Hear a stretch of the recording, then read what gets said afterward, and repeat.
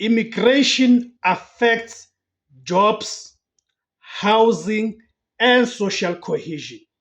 Yet, political leaders speak around it instead of addressing it head on. This silence is not accidental, it is strategic, and it is driven by fear of political backlash. The question is, who benefits from avoiding this conversation and who pays the price? We have seen on numerous occasions senior political leaders in this country, chief among them, of course, being the leader of the economic freedom fighters, Sello Julius Malema, being at the forefront of defending illegal immigrants in this country, but not just that, but of even demonizing South Africans who speak out, who raise concerns about the presence of illegal immigrants in this country. But what informs this posture? Because this posture must be coming from somewhere. The elephant in the room. In his 2026 State of the Nation address, President Cyril Ramaphosa promised tougher border security and 10,000 new labor inspectors. It sounded like a plan, but notice what he did not say. He did not mention the words xenophobia, integration, or amnesty. As the 2026 local government elections loom, South Africa's political class has entered a tactical silence. They talk about illegal immigration because it's easy, but they are terrified to touch the real debate. Why? Because in the government of the so-called government of national unity, the migration issue is not just a policy problem. It is a ticking time bomb that could blow this grand coalition apart. How many times have we seen on the news labor inspectors, home affairs, the police going to different factories across the country? And when they get into those countries, what do they find? They find hundreds, even to thousands of illegal immigrants being employed by those factories. This is happening at a time when we say in South Africa there's a crisis of unemployment, where we say South Africans do not have jobs. Yet you have business in this country, capital, white capital, employing foreign nationals in this country at the expense of South Africans. Immigration, the taboo of the so-called government of national unity. The GNU paralysis. Three worlds colliding. The primary reason for the silence is the ideological deadlock within the cabinet. Remember that the ANC, under the leadership of Cyril Ramaphosa and the Fikile Mbalulas of this world, decided to enter into this grand coalition with a political party in the form of the Democratic Alliance, a political party that at the ideological level stands opposed to what you have known the ANC to be, ideological. So now what you are having, it is the ideological deadlock, which leads to the paralysis. The 2026 so-called GNU is a marriage of convenience between three very different views on migration. Number one, it is the ANC's Pan-Africanist ghost. The ANC is haunted by its history. They can't go full ICE style, without betraying their liberation allies across the continent. Ramaphosa's recent rejection of Trump-style cruelty was a direct shot at his own coalition partners. Number two, you've got the DA's so-called rule of law. For the Democratic Alliance, it's about the border. They want a market-friendly, regulated system.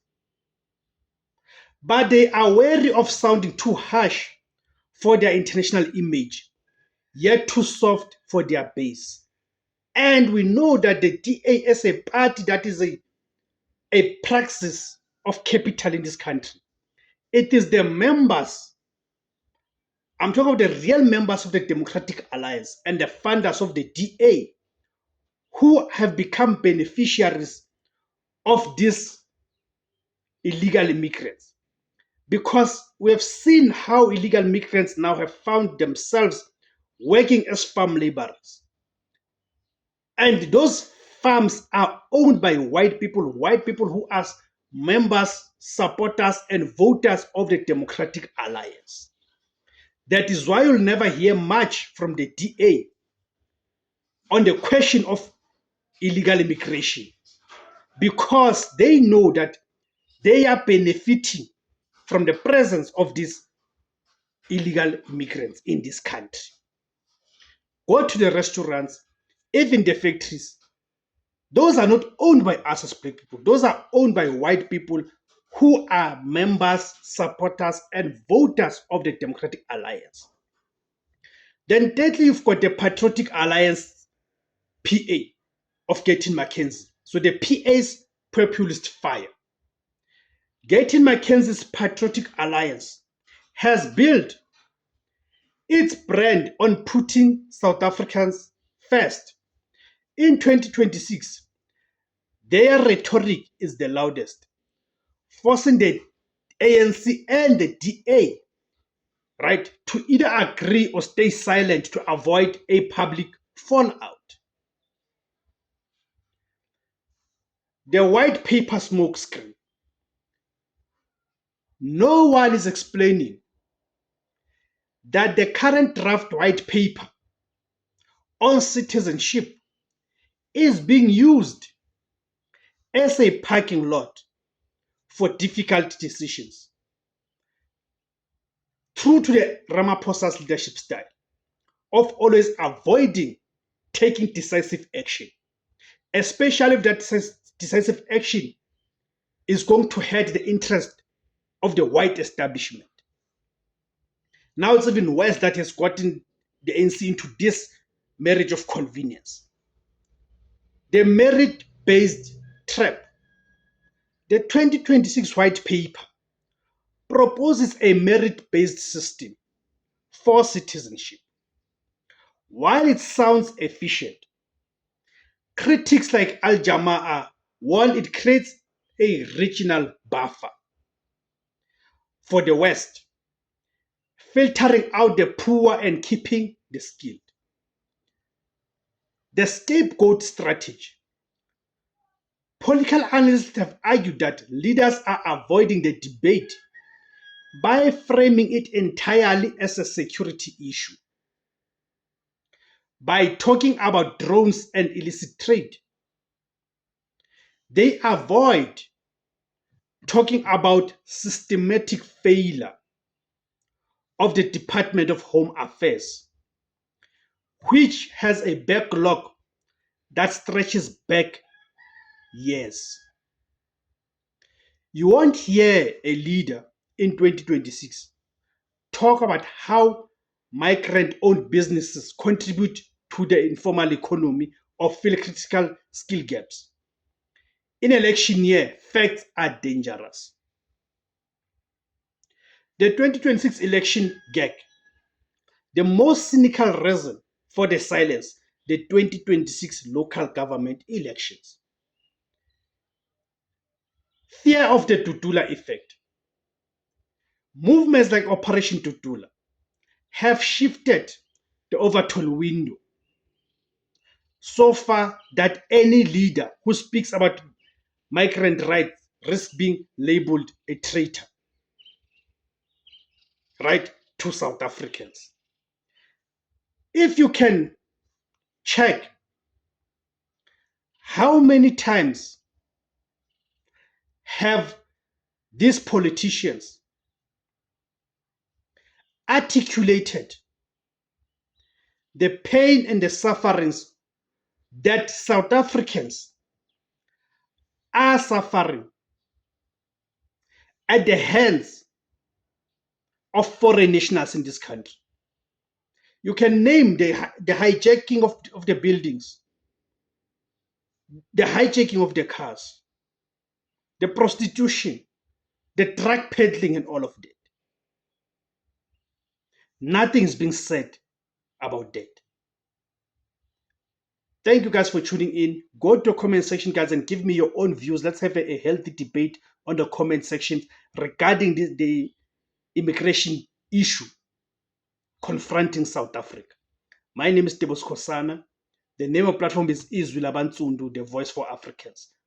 If you like this content, guys, please support this platform by joining to become a member. Click on the join button. After clicking on the join button, you'll then see different categories of membership. You'll then choose the one that is most suitable and affordable to you. Another way is by buying me the super thanks. There's also different categories of that. Ngiyabonga for joining. Gamaku, Lesedi, Khanya, Makukhanya.